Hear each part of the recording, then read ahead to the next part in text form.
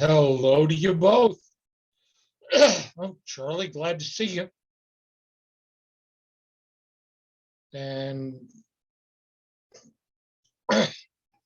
excuse me, I'm just taking my mouthwash. It numbs my whole mouth for a few minutes.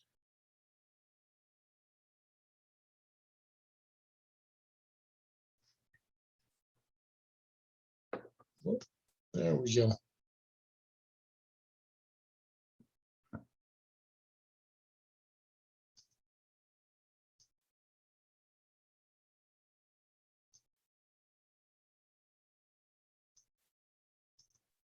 Hello, Christine.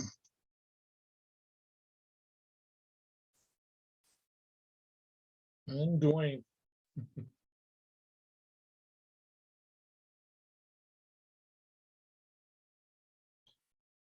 We'll get started at 5, but I'm glad to see you here.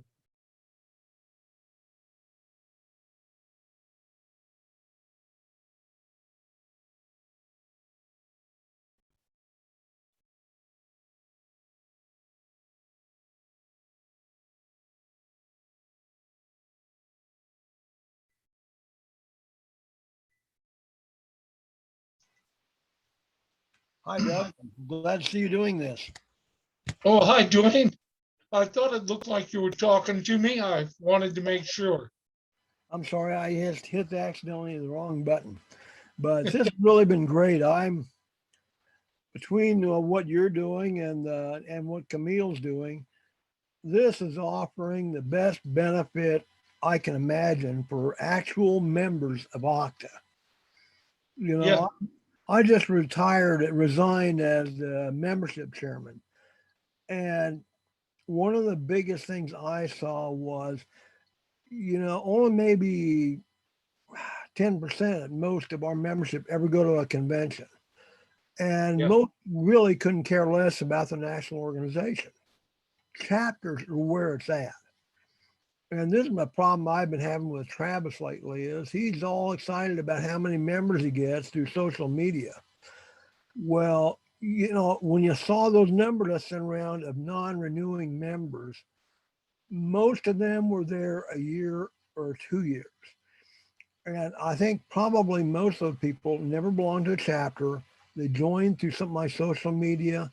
They weren't joining like a chapter. Chapter is where everything happens. It's where where the camaraderie is, where you can get out on the trail. They don't really care about that stuff. And so, and even with Travis sending out these e-news things, it is so infrequent that they're not really that much of a benefit. I don't know if you belong to Santa Fe Trail Organization or not, but Joanne sends one out every week. Yes. Why can't we do that? And Travis has got all these great movies, but they're on YouTube or something. Our average age is in excess of 80, 85. A lot of it just don't do social media. I don't. And I'm 75, but I don't trust social media. Facebook has just proven you can't trust it. But this here, to me, is the biggest benefit if we can get more people subscribing to this. I mean, this is the best benefit we can give to our actual members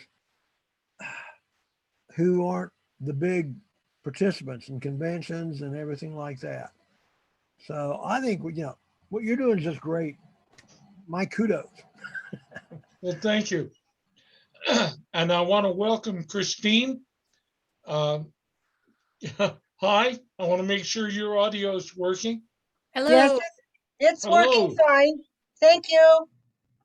Oh, hi, Christine Rhodes. Christine Rhodes is our former county recorder and a she's done so much for history down in this area.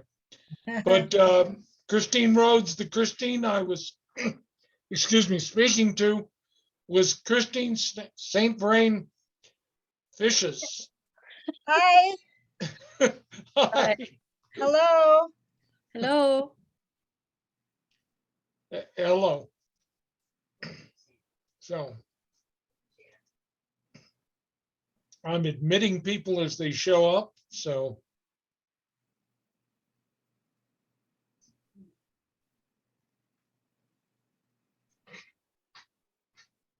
Let me know when you would like me to share the screen because I can have it up just as a background oh, whenever you're ready. sure, let's go ahead and do that. Okay. And I've got from what I remember, there it is. I've opened it up so you can share it. Now let me find it.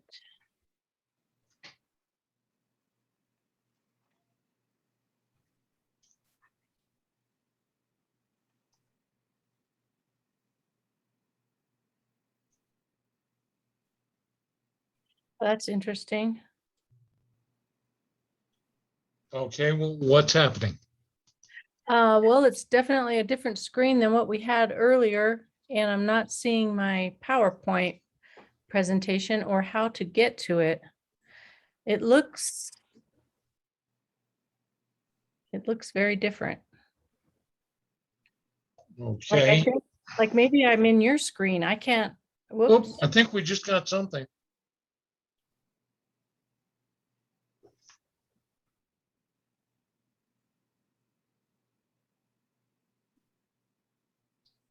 Yeah, I kind of see what's happening. We need to bring PowerPoint to the top. Okay.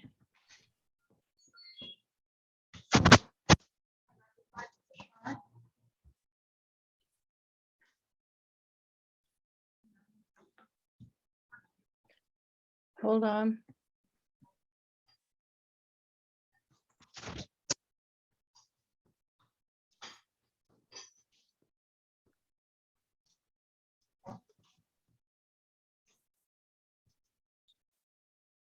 There we go.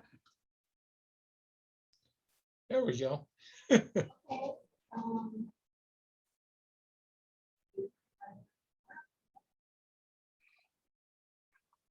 Perfect. Almost perfect. Okay.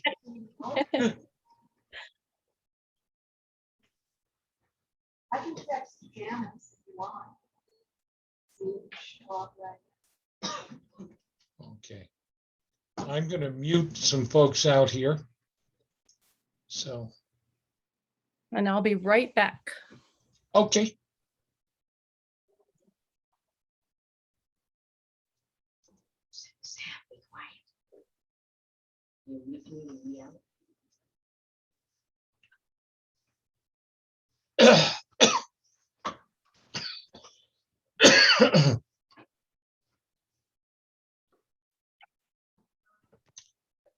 Know the results for a while.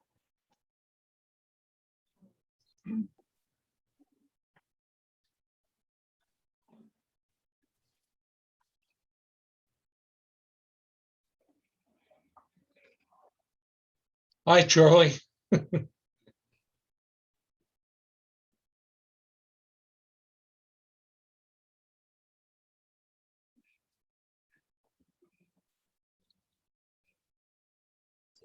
Doug, where is it going to be housed on the recording?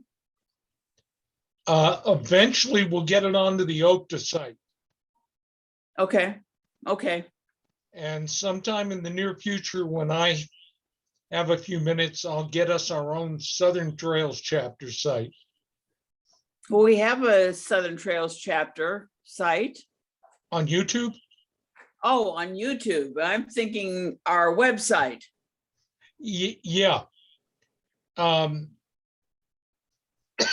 We need something like YouTube to be the host to it. Okay. I'm not that experienced in using YouTube. I generally avoid it Oh, unless there's a direct, here's how you get there. right. Some of us are just not as techy as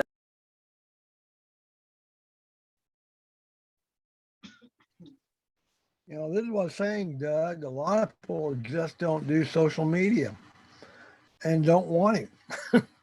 Yeah. Well, if we put up a Southern Trails chapter site on YouTube, we can then put the link to that on the website. I don't know that the website can play videos very well.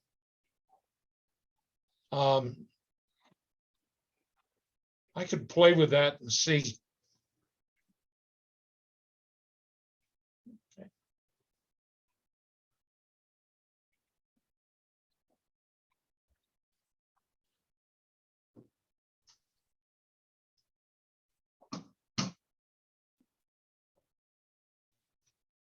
Okay.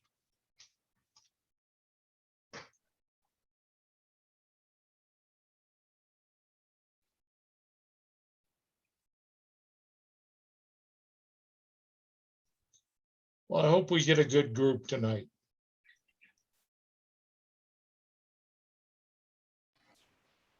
Well, you may have a problem. Maybe the convention, I think, is still going on. So that might limit how many we get.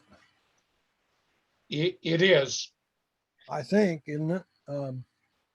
yes. And one of the other problems is there was no registration site, so you don't know ahead of time how many people were going to be on it. Right. And that's my bad, because this time we're doing it on my account instead of OCTA's account, because Isabel is at the convention. Isabel is not at the convention because of her pregnancy. Her doctor told her not to go. Oh, okay. But I don't know whether she'll be on that was considerable after you made the arrangements for this. It was like a week ago she made that comment. Okay. Yeah, and I just forgot to go to the registration site and set it up that way. Don't worry about it. It's a surprise this way. Yeah. Well, yeah, it's easy to get in this way. And Zoom has done some things to cut back on Zoom bombers. I've only ever run into that once.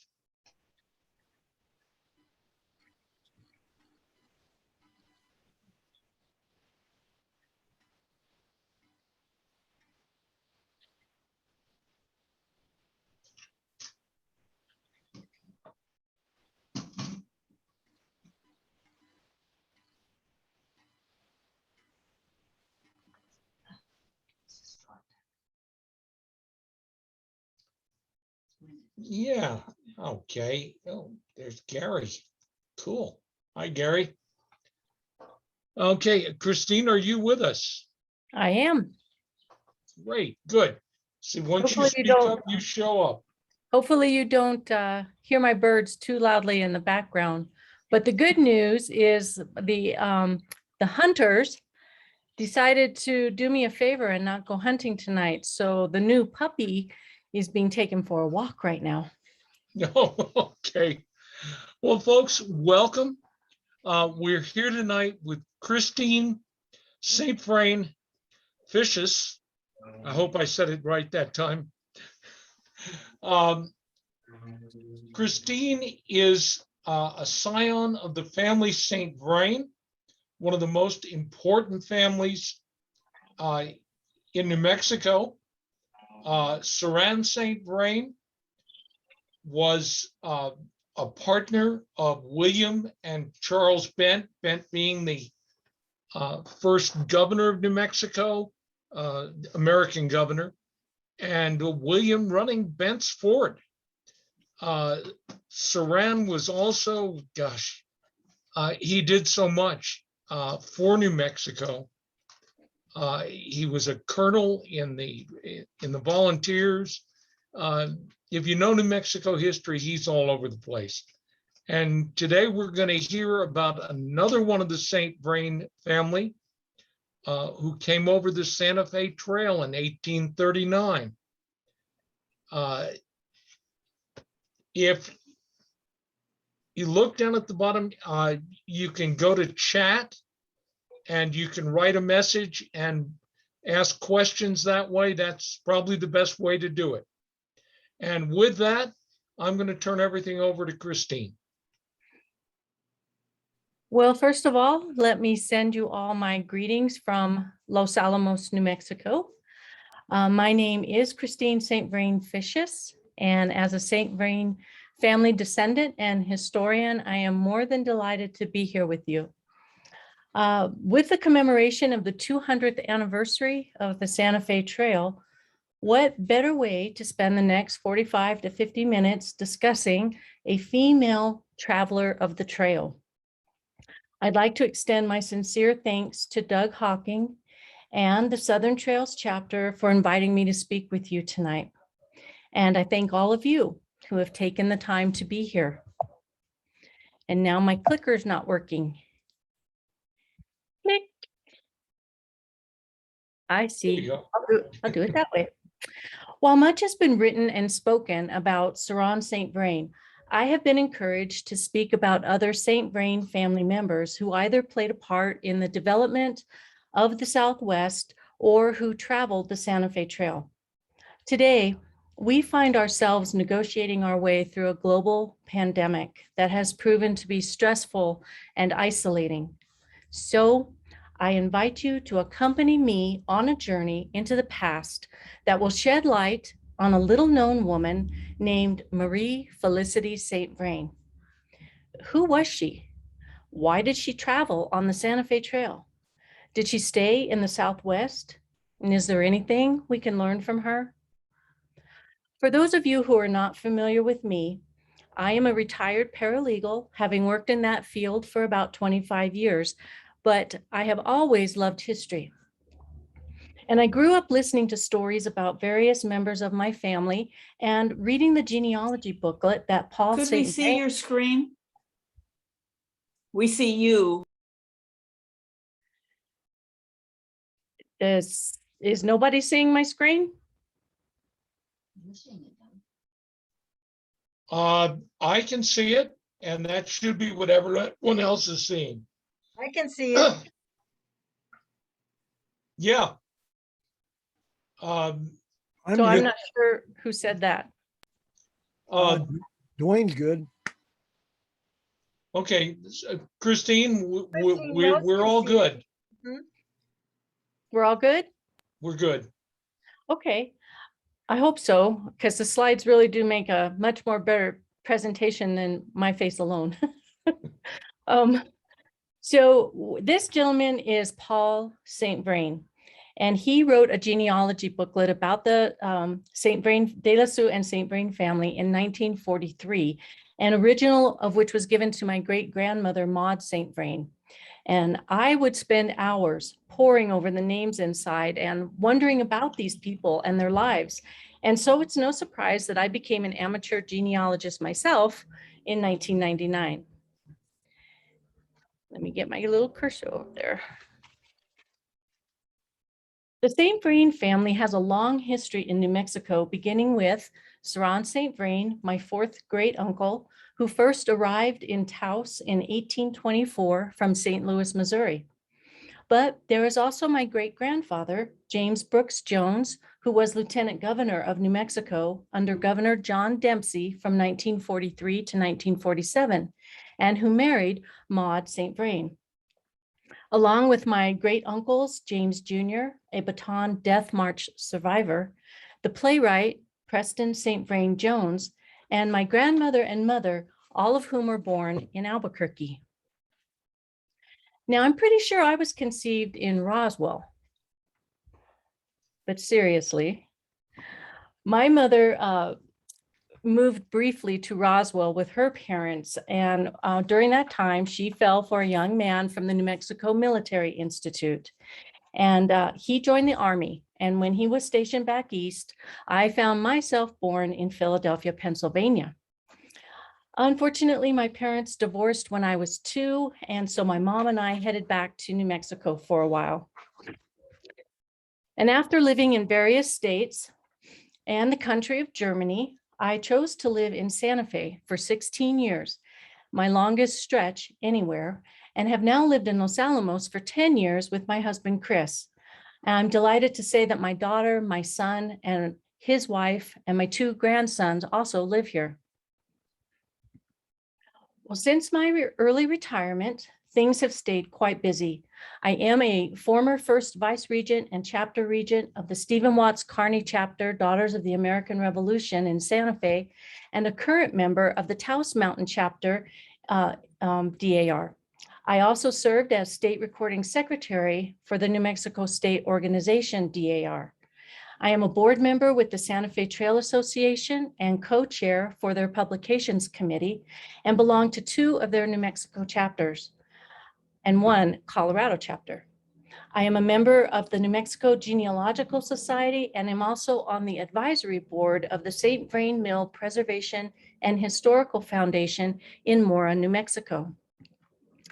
And I am currently working on my first book, which will be a biography of Ceran St. Vrain entitled From Trails to Triumph. His story will be told from a familial perspective and will include chapters about various family members who made an impact on his life, including Mary. Now, as historians and writers, we do our best not to embellish antiquity to suit our fancy. Unless we have taken the path of writing a fictional story based on a study of past events, we strive to remain faithful to the facts left to us. However, interesting challenges present themselves when the evidence is scant, and we must, of necessity, theorize on pieces of information that have survived. I believe that finding oneself in this position should not deter one in revealing an interesting story. So let's start our journey. In 1821, the Santa Fe Trail became America's first international commercial highway through what today is Missouri, Kansas, Oklahoma, Colorado, and New Mexico. The trail also had 2 branches called the Mountain Branch and the Cimarron Cutoff. The mountain route provided more reliable access to rivers and springs, but was about 100 miles longer than the Cimarron Cutoff. The shorter Cimarron Cutoff was the favorite route in the early days of the trail, but grass for the animals was in short supply and water was scarce. You were taking a risk if you took this shorter route, and it was even called the Jornada de Muerto, or Journey of Death. Nevertheless, all manner of merchandise would be transported to the Mexican province of New Mexico, and silver, gold, wool, and mules would return to Missouri. The Santa Fe Trail was never intended to be an immigration trail like the Oregon Trail. Nevertheless, the trail would come to see some Eastern women accompanying or joining their husbands and even settling in the Southwest. Yet few of these women have left tangible details of the circumstances related to their journeys. 2 women that do stand out in the history of the Santa Fe Trail are Mary Donahoe and Susan Shelby McGoffin. McGoffin, once known as the First Lady of the Santa Fe Trail, smartly kept a journal about her travels with her husband in 1846, giving readers the experiences of the journey from a woman's perspective. Although Mary Donahoe did not leave a diary or journal behind related to her 1833 trail travels, parts of her life have been assembled from recent research that provide insight into her story. These revelations have placed Mary Donahoe as the new First Lady of the Santa Fe Trail. And now we can take a glimpse into the life of another woman who bravely ventured westward on the Santa Fe Trail in 1839 at the age of 16. That young woman was Marie Felicite St. Vrain, or Mary, as she preferred to be called. She did not travel the trail with a husband, nor was she traveling to join one. And although we do not have a diary or any letters that Mary may have kept regarding her travels on the trail, we are able to piece together parts of her life story from documents left behind concerning her family members, as well as census records, wills, and family lore. There are also 3 additional pictures of Mary that have been preserved. But the question begs to be asked, what would prompt a 16-year-old unmarried young woman to travel from Missouri on the Santa Fe Trail across the mountain branch to Bent's Fort in 1839? The fort, after all, was a commercial trade enterprise in the heart of Indian Territory, not exactly a travel tourist destination. Nevertheless, David Lavender wrote in his book, Bent's Fort, quote, "Legend whispers of another visitor, the first white girl, if the tale be true, to see those gray-brown and most unfeminine walls. She was 16-year-old Felicite St. Vrain," end quote. Now, Lavender also wrote that Felicity was a niece and protege of Ceran St. Vrain, and that she was the daughter of Ceran's older brother, Felix. Mary did indeed have a connection to Bent's Fort, as mentioned, through her Uncle Ceran. The company initially known as St. Vrain and Bent consisted of Ceran St. Vrain and Charles Bent and came to fruition in December 1830. Edward Broadhead writes, quote, "In Taos, Ceran St. Vrain and Charles Bent negotiated an agreement of partnership, which was one of the longest lived and most successful in the history of the Southwest." Soon after, Charles's brother William joined the partnership, and their business was thereafter known as Bent, St. Vrain and Company. Their most noteworthy business venture was the construction of Bent's Fort near present-day La Junta, Colorado. Uncle Ceran had taken full advantage of Southwestern trade prospects, and for reasons which we will examine, proved willing to chaperone his young niece Mary in 1839 on her journey of a lifetime. After months of travel through barren lands, the 2-story fort would have arisen on the plains as a welcome citadel of civilization. As a comfortable stopping point along the mountain branch of the Santa Fe Trail, the fort initially provided trappers and traders with the necessities of food and water, livestock replacement, any necessary wagon repair, as well as a respite from unfriendly Indian encounters. There was always a variety of companionship too, and as it turns out, there would be opportunities for romance. Perhaps Mary traveled in the same caravan as Matthew Field, a budding poet and writer who also visited Bent's Fort in 1839. Interestingly, Field recorded that Alexander Branch was in the caravan. Branch was a successful merchant in Taos, and Ceran later married his daughter.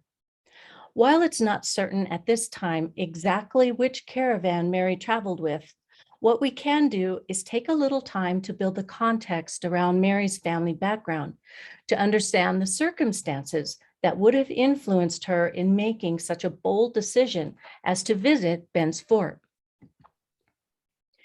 Missouri became a state in 1821.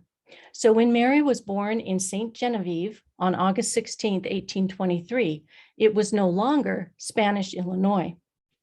Near St. Genevieve, the town of New Bourbon had been established in 1793 by Mary's paternal great-grandfather, Pierre Charles de Hault de Lassus-Derbigny, during the days when the area was Spanish Illinois. The Baron de Carondelet, then governor of the Spanish colonies, granted Pierre Charles, a childhood friend, permission to form the settlement of New Bourbon and populate it with French immigrants. Pierre Charles had been displaced from France during the French Revolution in 1790 and had grand plans for settling New Bourbon, although those plans would never be fully realized. Now, just across the Mississippi River was Kaskaskia in American Illinois, a place we will talk about in a few moments. This is a picture which was hand-drawn by Mary's great uncle, Charles de Hault de Lassus, depicting the family estate in France that was left behind when they came to America in 1790. It is preserved now at the Missouri History Museum in St. Louis. For generations in France, the family had exhibited a readiness to undertake challenges and were busy promoting farming, milling, importing and exporting trade goods, mining, and developing reliable water navigation in their locality. Like other cultures, family stories and philosophies of life in France would be handed down to the generations finding themselves born in America, including Mary. The family also has a coat of arms, and notice the motto, Nul bien sans bien, translated literally as no good without pain, or nothing worthwhile without effort, meaning to emphasize this family's philosophy of industry. Mary's paternal grandfather, Jacques de Hault de Lassus de Saint-Vrain, was included in the family's original 1790 passport, but did not actually arrive until 1793.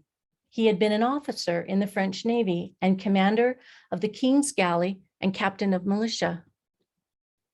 He was given various public employments at St. Louis, including the command of a Spanish vessel on the Mississippi under the Baron de Carondelet.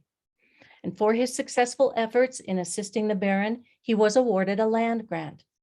He would come to make his home at Spanish Lake in St. Louis County and married Marie Felicite Chauvet Dubreuil, Mary's namesake grandmother. Through the assistance of influential family friends, such as the Baron de Carondelet, Jacques was able to secure land grants, which included lead mines. The Baron Francisco Louis Hector de Carondelet, born in France, had entered Spanish military service in 1762. In 1791, Carondelet was the appointed governor of the Spanish colonies of Louisiana and West Florida. However, for Jacques, speculating on land deals and lead mines was just that, speculation, and he needed to find stable income to provide for his growing family. In 1810, he opened the first production brewery in St. Louis with partner Victor Haub, a German immigrant with a recipe. Well, unfortunately, fire destroyed the brewery around 1813, along with Jacques' hopes of becoming a beer baron.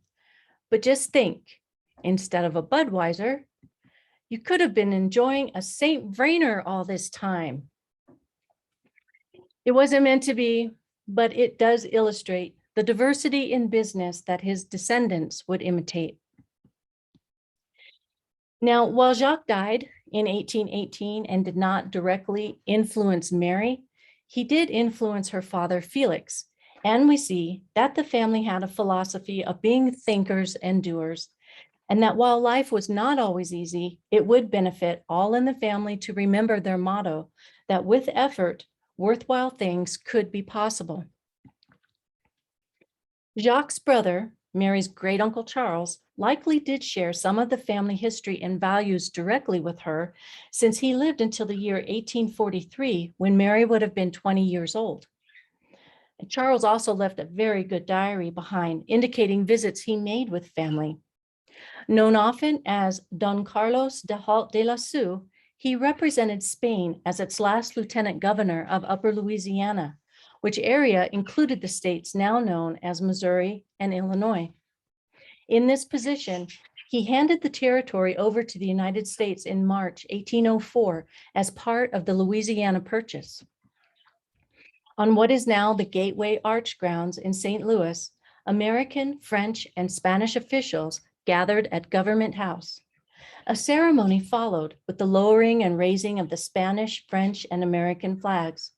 It is very likely that Mary's father, Felix, attended the momentous event with his parents, older brother Charles, younger sister Odile, younger brother Ceran, and baby sister Elizabeth. This is a picture of one of the transfer documents signed by Lieutenant Governor de Lassus, Captain Amos Stoddard, and Meriwether Lewis of Lewis and Clark fame. As a side note, in 2003, I received news that a 200th anniversary celebration commemorating the Louisiana Purchase was going to be held in St. Louis on March 14th, 2004. I rallied some of the family together and we held a reunion in conjunction with this event. I attended with my mother and my daughter, Krista. It was our first time in St. Louis, and we were thrilled to be walking where our French ancestors, including Mary, had once so often walked. The National Park Service set aside space on the steps of the arch for our family overlooking the Mississippi River, and we even had a young descendant sing during the ceremony. That young lady is now an accomplished opera performer named Devin Guthrie, and perhaps you have seen her perform at the Santa Fe Opera. Specially minted nickels were prepared and distributed during the event, and we even got to share a St. Vrainer, beer, with Charlie Clark, a descendant of William Clark, who loves to dress up and reenact his ancestor.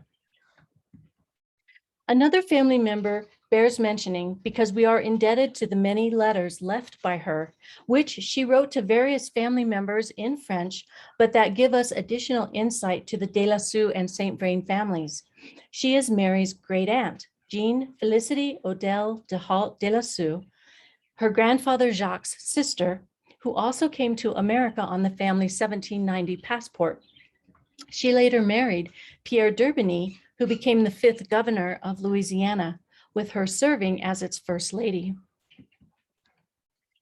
Now for context, here is a genealogy chart showing that Mary's father Felix was the second son born to Jacques and Marie Felicite St. Vrain.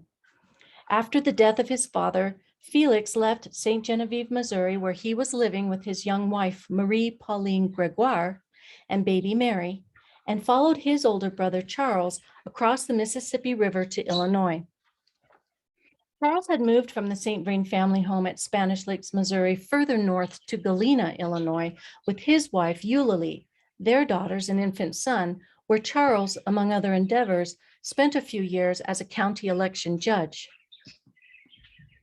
Upon admission to the Union in 1818, Kaskaskia became the capital of Illinois and saw its largest population of Anglos from various descents.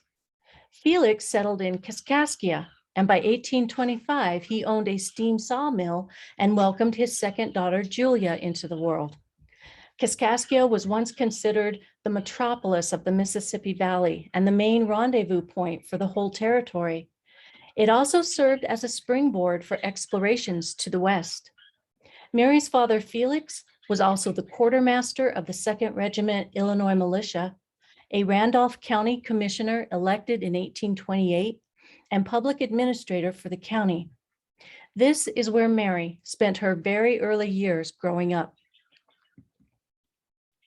In the book, The History of Joe Daviess County, Illinois, it says that the discovery of lead in the area attracted settlers to work in the mines, and that a Mr. LeBaume and Felix St. Vrain built a smelting furnace and opened the first store together in what became known as the Apple River Settlement in present-day Elizabeth, Illinois.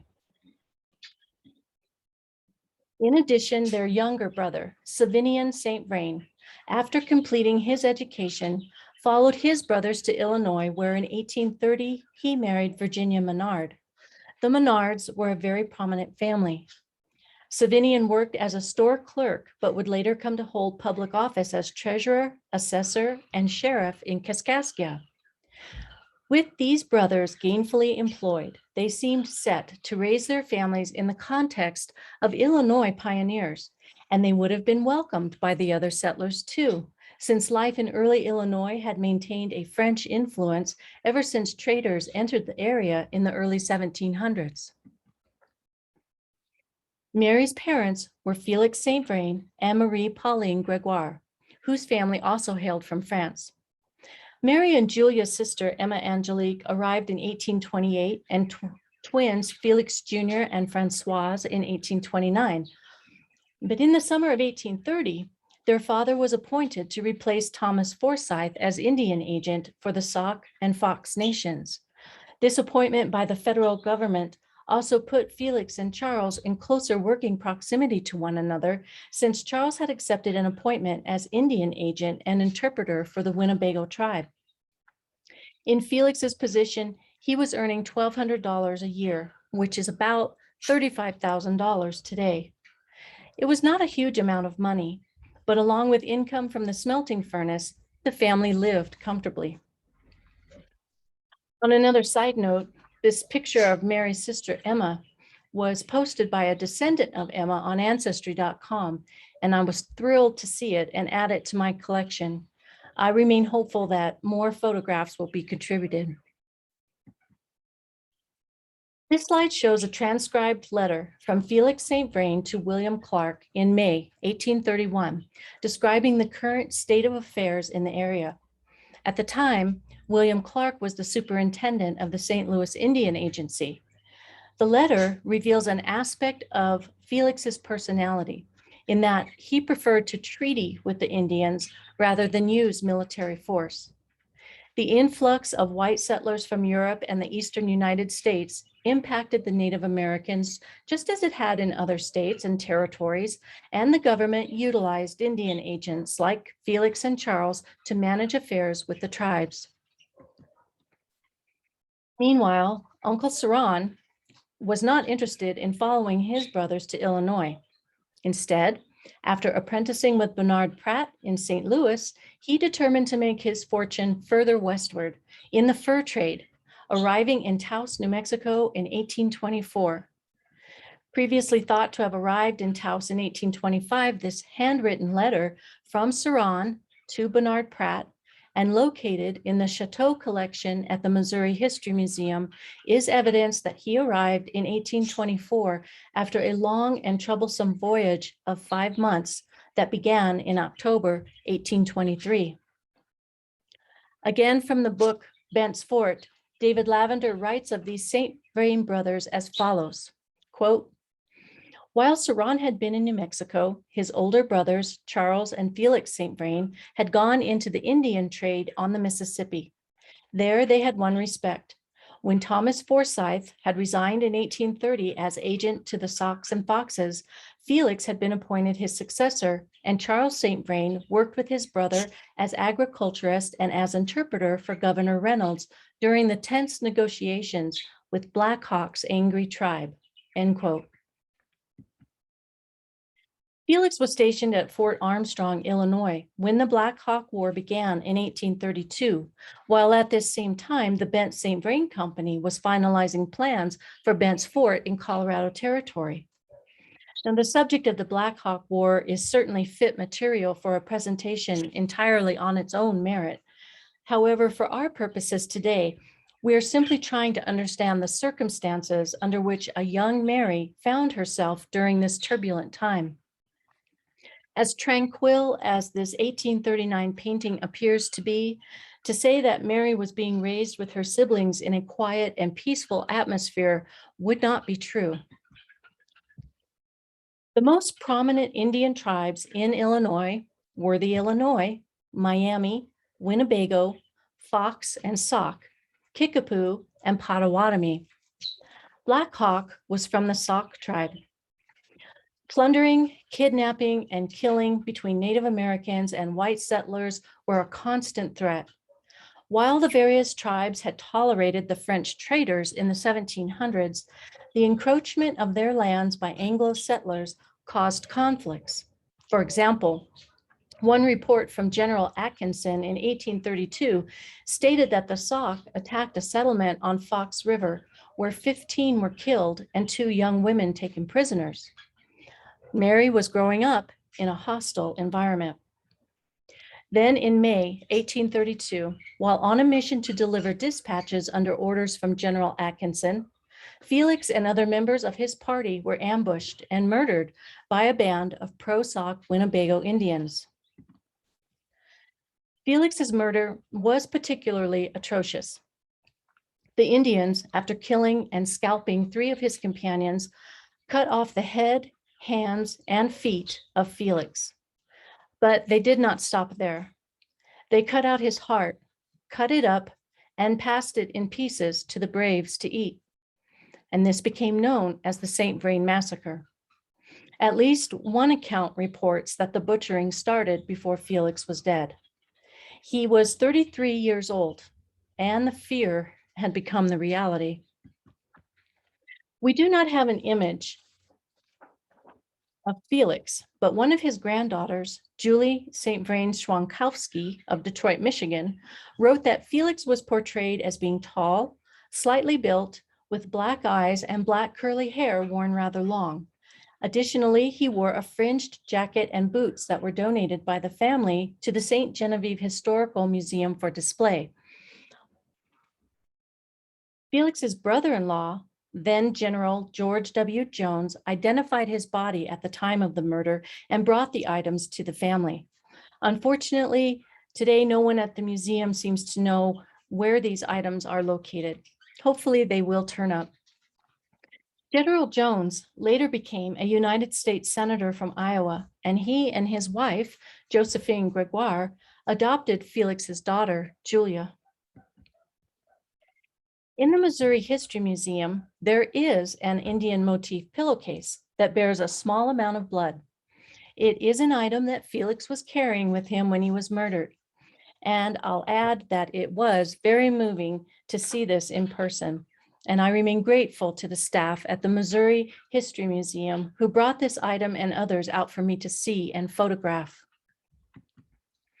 And this slide shows information stored at the National Archives in Washington, D.C. related to the report of Felix's death by a party of Black Hawk's band. The manner of his death was utterly devastating to the close-knit St. Vrain family, and Mary's namesake grandmother never fully recovered from it. She was in a painful state of despondency, telling her brother-in-law, Charles de Hault de Lassus, quote, "As you see me, I desire only death," end quote.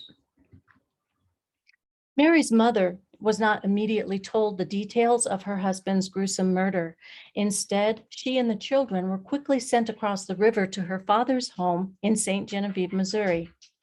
Now, Mary would have been familiar with her maternal grandfather's house, but she was just 9 years old and would have been terribly confused and frightened.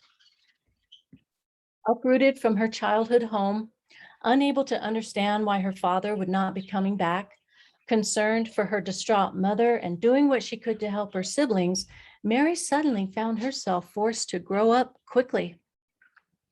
Felix died without a will, but this recorded document lists his 5 children, Mary, Julia, Emma, Felix, and Francoise, as his heirs. In June 1832, Illinois Governor John Reynolds wrote to Secretary of War Lewis Cass, asking him to appoint Felix's brother, Charles St. Vrain, to the Indian Agency at Rock Island County, Illinois. There was still disbelief in Washington, D.C. that Felix had been murdered, and President Andrew Jackson was hesitant to appoint a replacement. Lewis Cass responded that, quote, "We still indulge a faint hope that he may be living," end quote. Ultimately, Charles did not get the appointment, and it's probably just as well. For a time, though, as bitter as it must have been, Charles continued as an interpreter and was among the group who took the chief Black Hawk and some of his braves to Washington, D.C. in April 1833. But there were signs that Charles remained despondent over the death of his younger brother, and he reportedly died from an alcohol-related illness in 1834 at the age of 37, according to the diary of Charles de Hault de Lassus. It's not clear where Charles is buried, but Felix has a headstone located at the Kellogg's Grove Monument. There is more information available about the efforts to erect the Kellogg's Grove Monument and to inter the remains of all the murdered victims at that site. Meanwhile, Mary's maternal grandfather, Cirelle Charles Gregoire, was a prosperous businessman and stepped up to help his daughter and grandchildren. In addition, the U.S. Congress passed a bill which provided relief for Felix's family. The congressional relief was in the form of a 640-acre land grant in the state of Missouri. A devout Catholic, Mary's mother donated their Kaskaskia home to the Sisters of the Visitation for a girls' school, but the building was later destroyed by flooding. Along with help from extended family members and longtime friends, Mary's mother did her best, but she too was profoundly depressed by her husband's murder and finding herself a 27-year-old widow. Yet more sorrow was in store. Mary's twin siblings, Felix and Francoise, died in 1834, the same year as her Uncle Charles. And at this point, Mary's mother was completely unable to cope. Mary was sent away to school at St. Mary's of the Barrens in Perry County, Missouri, and younger sisters Julia and Emma were sent to live with relatives. As mentioned, Julia was eventually adopted by her aunt and uncle. While at the convent, Mary would go on to develop a deep spirituality based on the Catholic faith, but the immediate family that she knew seemed irrevocably split. It is interesting that it would be William Bent who would carry the news of Felix's death to Uncle Ceran at Bent's Fort. His brothers remained close to Ceran's heart, and as evidenced by his last will and testament, he provided for, quote, the heirs of my two brothers, deceased, Charles and Felix St. Vrain, end quote. Ceran made many trips back and forth to Missouri to take care of business and visit with family. As evidenced by his will, this undoubtedly included Mary, her siblings, and cousins. Family lore says Mary was extremely close to her father. In fact, it is believed that the brooch she wears in this picture is actually a picture of her father. Such heartfelt devotion would naturally lead to some resentment when 4 years later in 1836, her mother married a German man named James Hoffman and started a new family with him.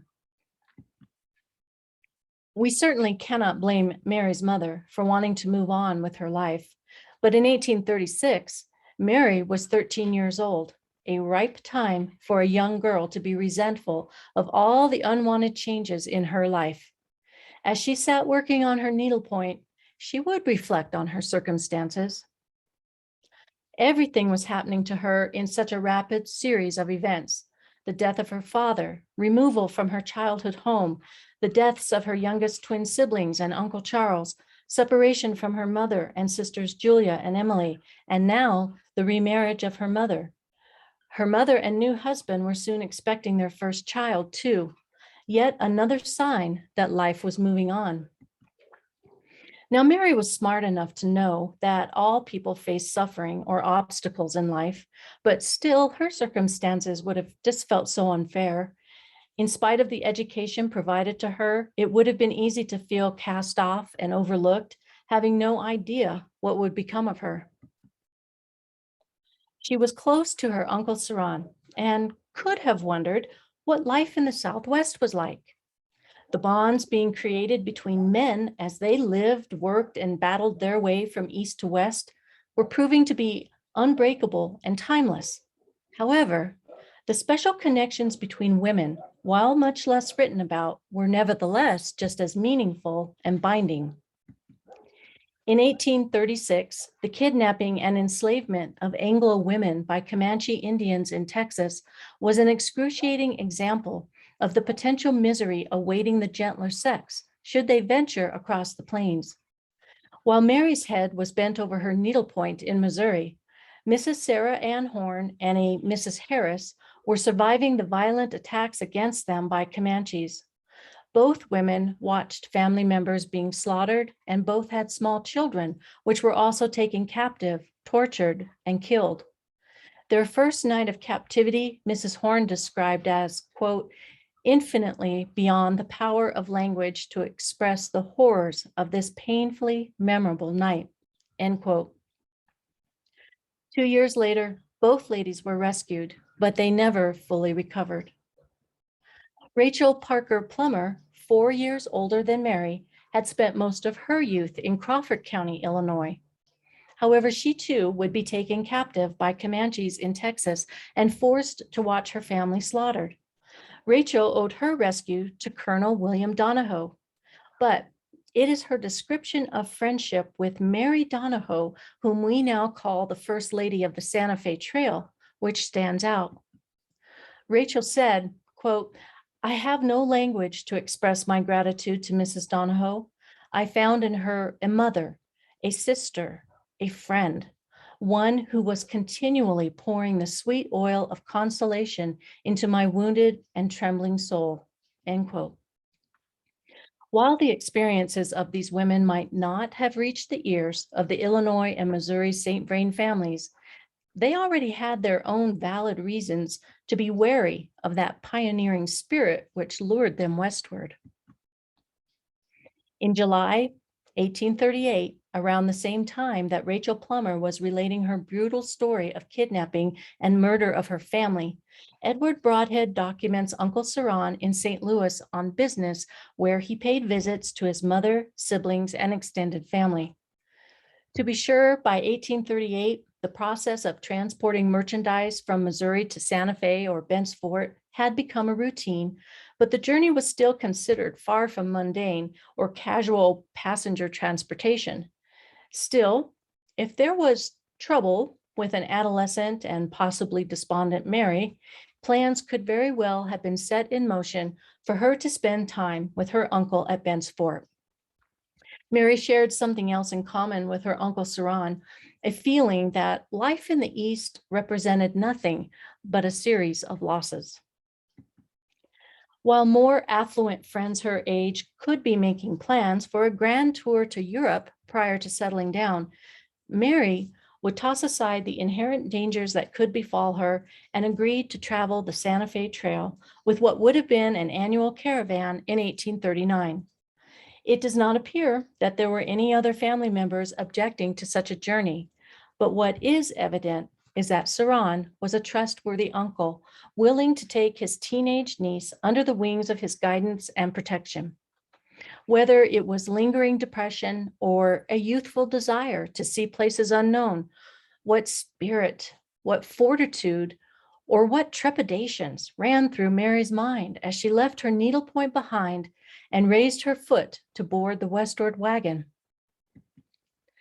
Growing up in Kaskaskia and with a father brutally murdered, Mary was more than familiar with the possibility of hostile Indian attacks. But travel down the Santa Fe Trail presented a host of additional hazards.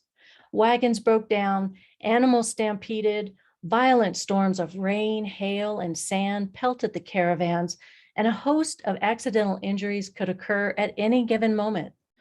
Whatever the cause of melancholy for Mary, she would have had many nights on the trail contemplating her young life as she fell asleep under the bright stars of a vast sky in the open plains. She was on the journey. Now, there is not a lot of information about the months Mary spent at Bent's Fort, not only because Mary didn't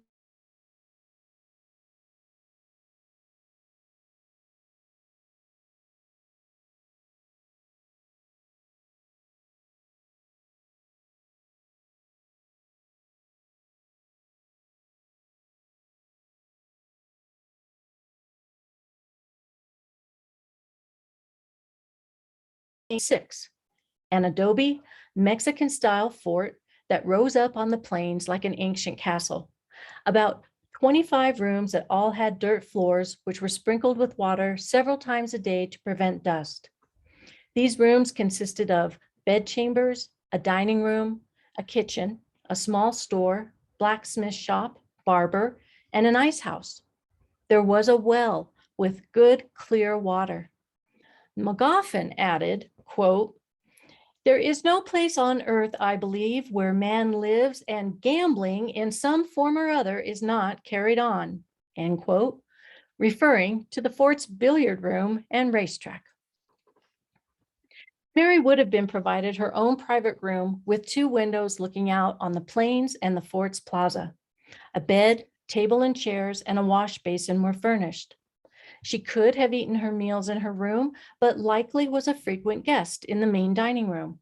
Within the safety of its high adobe walls, Mary would have felt secure. And surely she must have written some letters to family members back home. And we remain hopeful that even one will turn up, perhaps tucked in a collection under another family name.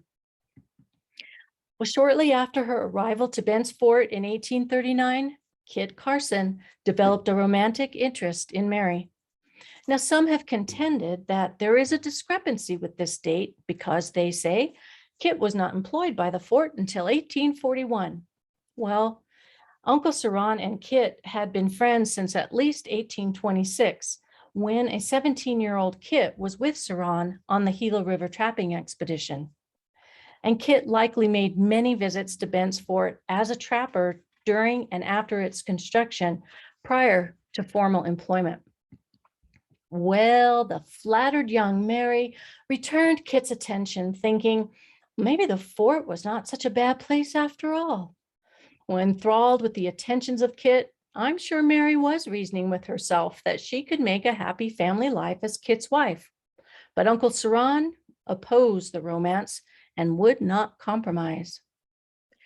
Now, it wasn't that Kit was an unfavorable match per se, but rather the lifestyle of a roving mountain man's wife was not something that Uncle Ceran envisioned for Mary.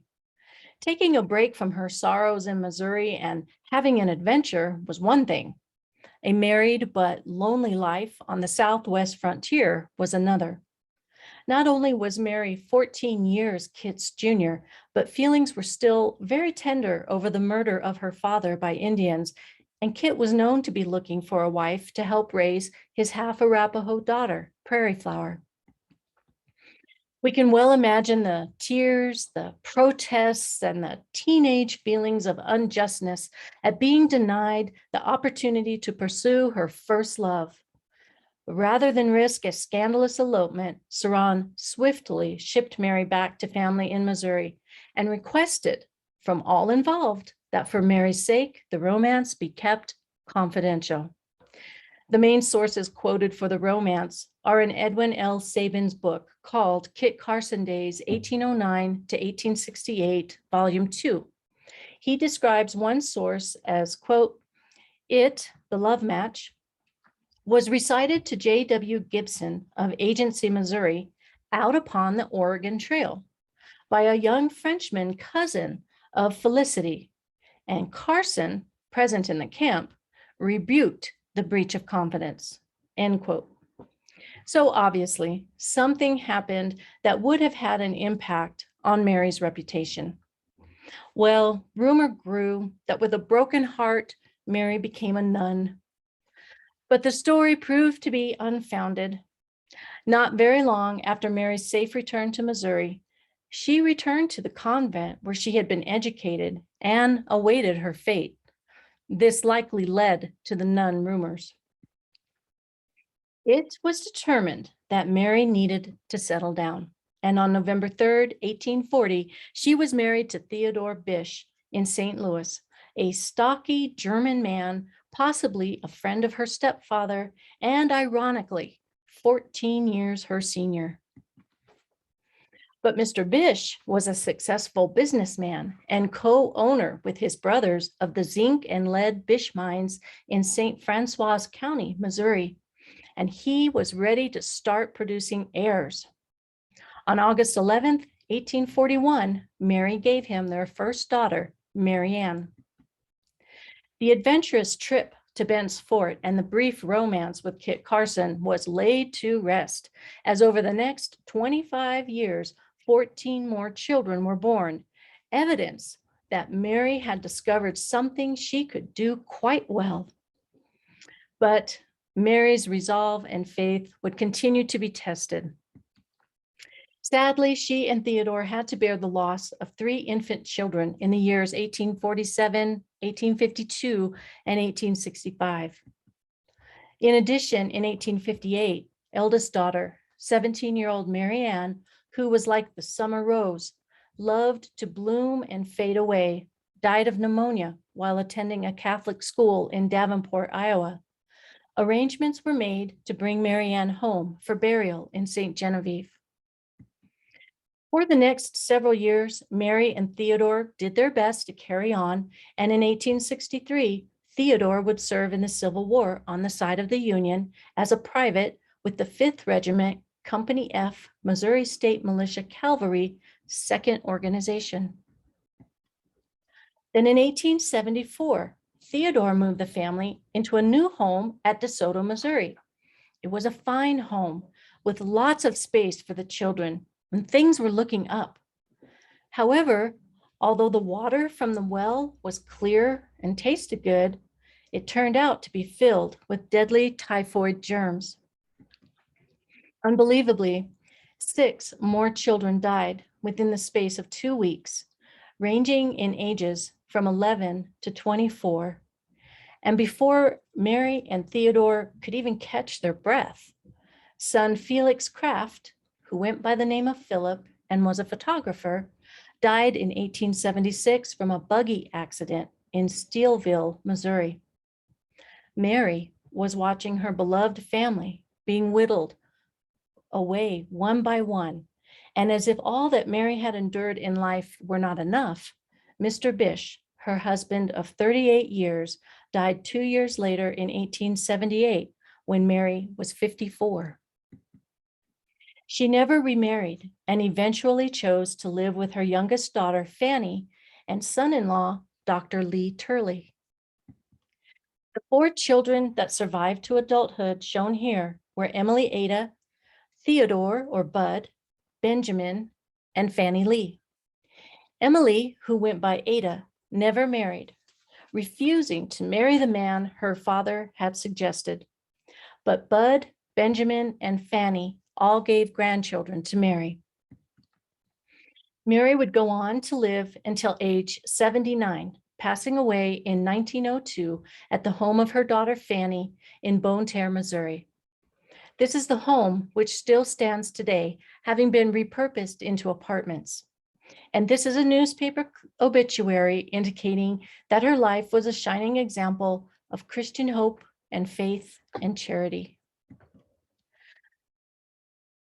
I will make one correction here on this photograph. When I first shared this presentation with another group and this photograph popped up in Ancestry, the family member who shared it indicated that Mary was on the right. And I looked at this photograph and I tried contacting this person before I was going to give that other presentation to say, you know, are you sure? Because that really looks like Ada to me, but I never got a response. So what do? I went with it. And so I said, okay, you know, after all, that's the direct descendant. And she says this is Mary, but just so you know, I do not believe it is. And some other family members do not believe it is either. But anyway, it's a great photograph and does show some of Mary's daughters and grandchildren. Mary's descendants have confirmed that Mary would talk about Kit Carson to her grandchildren, as you see pictured, evidence that she obviously reminisced about her time on the Santa Fe Trail and experiences at Bent's Fort. So in this photograph, 5 of the grandchildren appear, and based upon the children in the photograph, it was taken in 1902, which is the year that Mary passed away. Now, Mary is buried in St. Joseph Cemetery in Bonne Terre, Missouri, next to her son, Benjamin.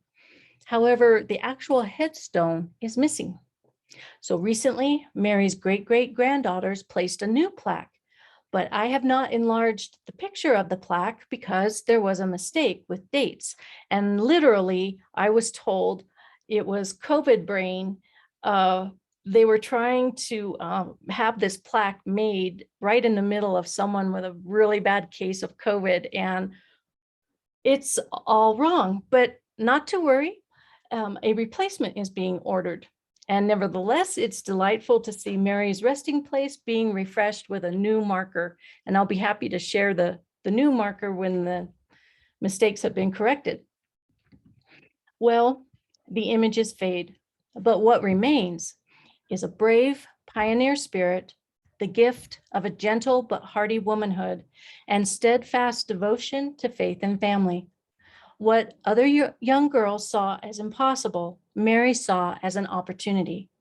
Like her ancestors, she was an adventurer, a thinker, and a doer, and she was a survivor. As one of the first Anglo-American women to travel the Santa Fe Trail, Mary deserves recognition alongside her contemporaries. So in January 2017, I nominated Mary to the Santa Fe Trail Association's Hall of Fame, where she was accepted and inducted on September 30th, 2017 in Olathe, Kansas. Now, sadly, I wasn't able to attend, but 2 of her great-great-granddaughters and 10 other descendants were there to witness the event on behalf of the St. Vrain family. And with the help of Henrietta Martinez Christmas and Rose Mestis Thompson, former co-chairs of the Historical Preservation Committee for the New Mexico State Organization Daughters of the American Revolution, along with the Via Grande chapter DAR in Los Alamos, we were successful in recognizing Mary with the Society's prestigious Women in American History Award in 2020. Mary is indeed another piece of the puzzle in the story of the Santa Fe Trail, and she will always be a heroine of mine. Her resilience and endurance in the face of so many obstacles and losses inspires me. And when I feel my own steps faltering, I remember Mary. In time, additional light may be shed on her experiences on the Santa Fe Trail, but it is delightful to be among the first to make her story more widely known.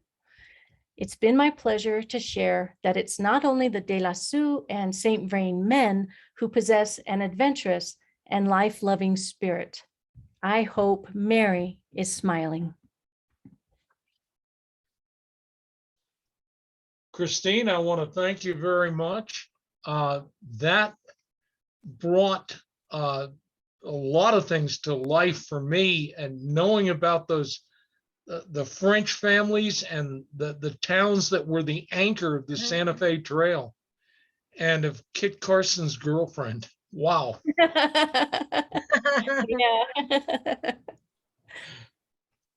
So has anyone got any questions?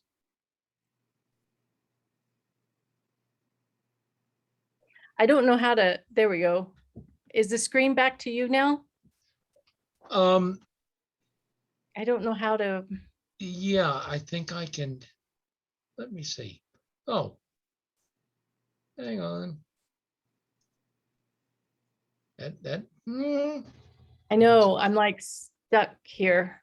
Well, anyway, I will say that typically when I give these presentations, hold on, I gotta adjust my chair here. I typically don't get a lot of questions.